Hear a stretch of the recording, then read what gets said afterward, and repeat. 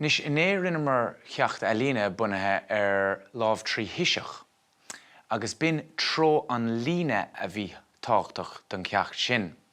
Dinne míad treoracha an duine agus treoracha gluaiseachta inmh, agus tá sé seo antáchtach a bhuacha léargas a chalíní, mar is minic I dhéantar botún leis na treoracha seo. Seo mise, táim thuas, agus ó mo dhearcadh tá an duine seo ag teacht aníos. Smaoinigh gur tá sé ag teacht ó thíos. Ag teacht aníos. Tá an duine seo ag dul síos. Tá mise ag caint ó mo dhearcadh. Tá mise thuas tá an duine seo ag dul síos. Tá an duine seo ag teacht aníos. Ag bogadh an seo go bun an sleamhnáin. Táim thíos. Domsa tá an duine seo ag dul suas. Domsa tá an duine seo ag teacht anuas. De bhar go bhfuil sé ag teacht ó thuas. Agus tá sé táchtach é sin a meabhrú. Ag teacht ó thíos deirtú ag teacht aníos.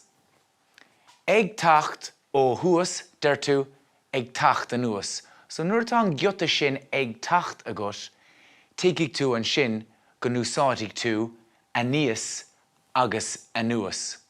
Nuair úsáideann tú an gceotta ag dul, well, úsáidigh tú síos agus suas. Mar sin, déanamh míad roinnt cleachta. Táim sé an seo, tá na chalíní ag teacht síos na céimeanna, mar sin, tá siad ag teacht anuas. De bhar go bhfuil siad ag teacht ó thuas. Digann sibh? Déanann an ceann seo sibse. Táim sé an seo ag féachant an lead seo, tá sé ag teacht aníos. Tá an ceart agaibh, má sibh. Tá mise an seo, tá ag breathnú an mean seo, agus tá sí ag dul suas. Déanaíocht an ceann seo, tá an duine seo site ann. Cá bhfuil sé?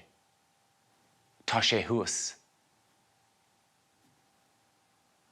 Tá minice an duine seo, déiting ará go bhfuil an duine seo ag dul síos, nó más rud ag go raibh tusa thíos ann hena féin, bheadh an duine sin ag teacht ó thuas, mar sin ag teacht anuas. Ná daon dearúd an ag teacht agus ag dul. An fear fionúir seo ag bun an stair a creasa, well, tá sé ann hena féin is léir, tá sé thíos ag bun an staire.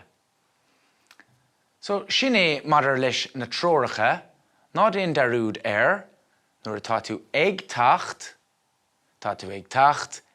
aníos nó ag teacht anuas. Nuair tá tú ag dul síos nó ag dul suas.